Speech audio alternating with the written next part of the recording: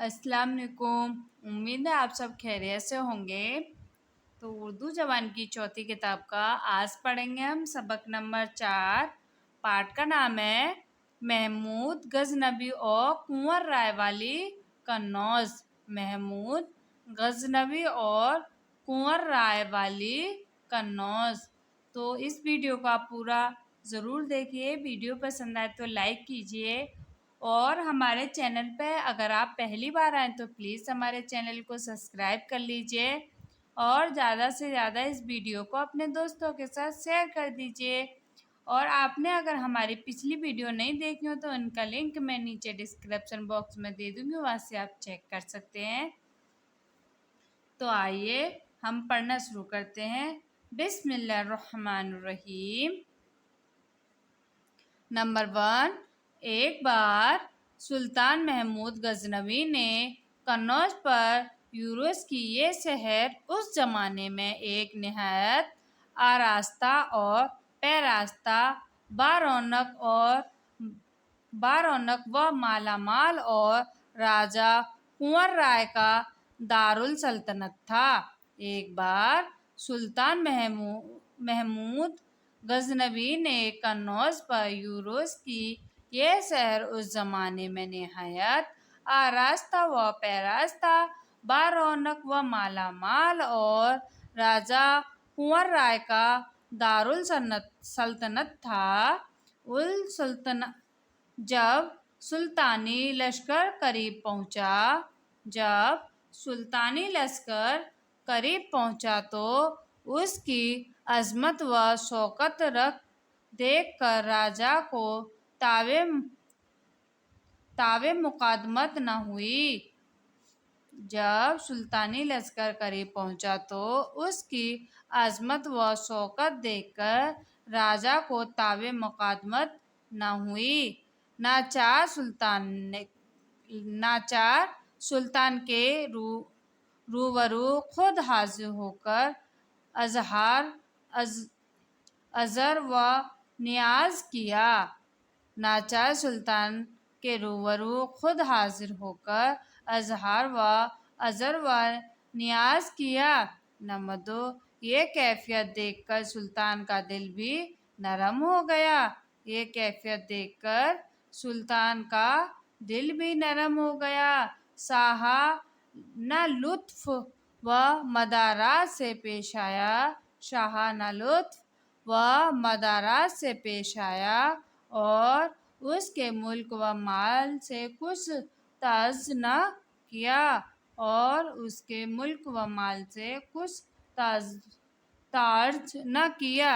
3 روز تک راجہ کے یہاں مہمان رہا اور بوقت رخصت وعدہ کیا کہ اگر کوئی غنیم تمہاری اذیت کے در پہ ہوگا تو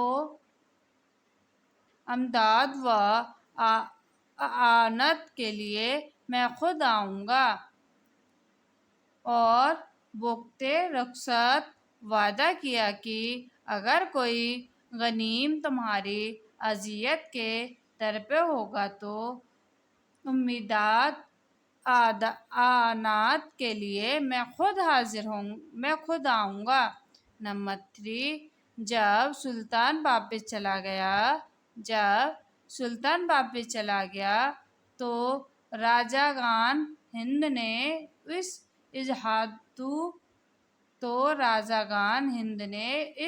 اتحادو اخلاص پر اس کو سخت لعنت ملامت کی اور راجہ کا لنظر کے ساتھ ہو کر دربار قنوج پر سب نے حملہ کیا اور راجہ کلنظر کے ساتھ ہو کر دربار قنوج پر سب نے حملہ کیا۔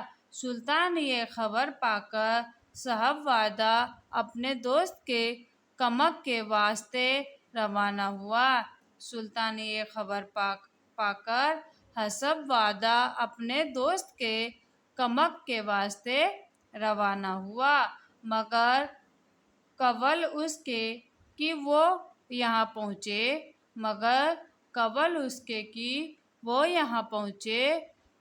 کنور رائے کا کام تمام ہو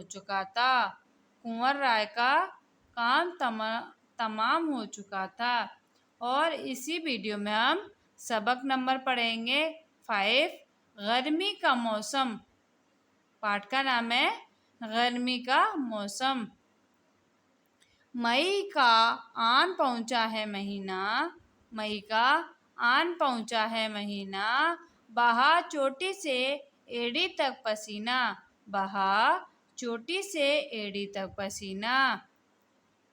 بجے 12 تو سورج سر پہ آیا، ہوا پیروں تلے پوشیدہ سایہ، چلی لو اور تڑاکے کی پڑی دھوپ، لپٹ ہے آگ کی گویا کڑی دھوپ، زمین ہے یا کوئی جلتا توا ہے، کوئی سالہ ہے یا پچھوا ہوا ہے، در دیوار ہیں گرمی سے تپتی، بنی آدم ہیں مچھلی سے تڑپتے، پرندے اڑ کے ہیں پانی پہ گرتے، چرندے بھی ہیں گھبرائے سے پھرتے، درندے چھپ گئے ہیں جھاڑیوں میں، مگر توپے پڑے ہیں کھاڑیوں میں۔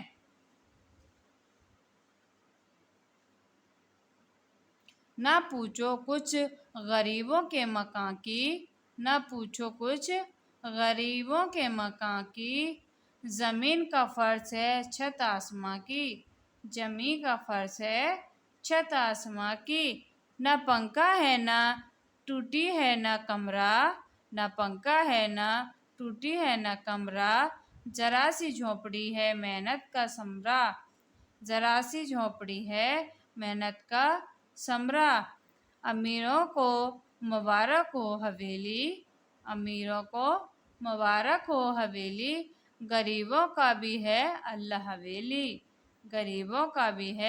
اللہ حویلی۔ اس کو ہم ایک بار اور پڑھیں گے۔ مئی کا آن پہنچا ہے مہینہ، بہا چوٹی سے ایڑی تک پسینہ، بجے 12 تو سورج سر پہ آیا، ہوا پیروں تلے پوشیدہ سایہ، چلی لو اور تڑکے کی پڑی دھوپ، لپٹ ہے آگ کی گویا کڑی دھوپ، زمین ہے یا کوئی جلتا توا ہے، کوئی شعلہ ہے یا پچھوا ہوا ہے، در دیوار ہیں گرمی سے تپتے، بنی آدم ہیں مچھلی سے تڑپے، پرندے اڑ کے ہیں پانی پہ گرتے، چرندے بھی ہیں گھبرائے سے پھرتے، درندے چھپ گئے ہیں جھاڑیوں میں، مگر توپے پڑے ہیں کھاڑیوں میں۔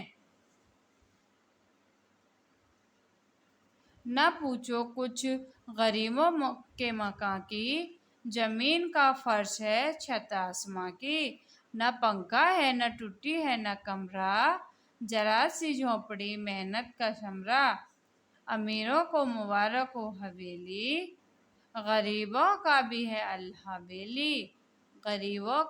ہے اللہ حویلی۔